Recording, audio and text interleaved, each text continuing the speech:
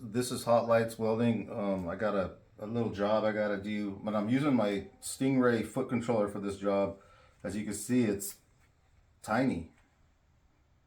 This thing works sweet. I gotta finish this weld right here, and I'm just gonna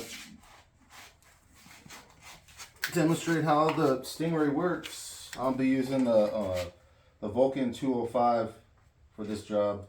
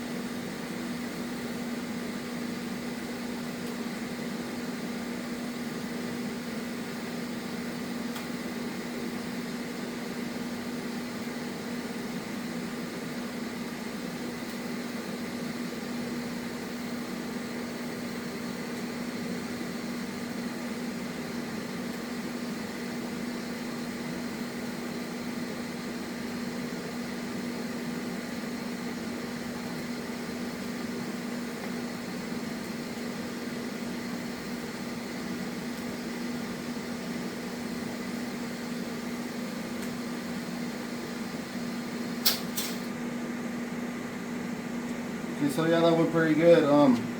If I was using a traditional foot pedal, my foot would be like this, all wonky, kind of. It would be uncomfortable. This makes you can actually, weld out of position with this a lot easier than a regular foot pedal, and it works, to me, it works a lot better. Take a look at this weld. Nothing special, but so the Stingray comes in handy. I was debating on even making a foot controller because I know how the hand control, the finger controllers work, how they just kind of like make your job a lot easier, and that's kind of what it's all about. Like I said, life's hard enough as it is, so just trying to make stuff a little easier. That works.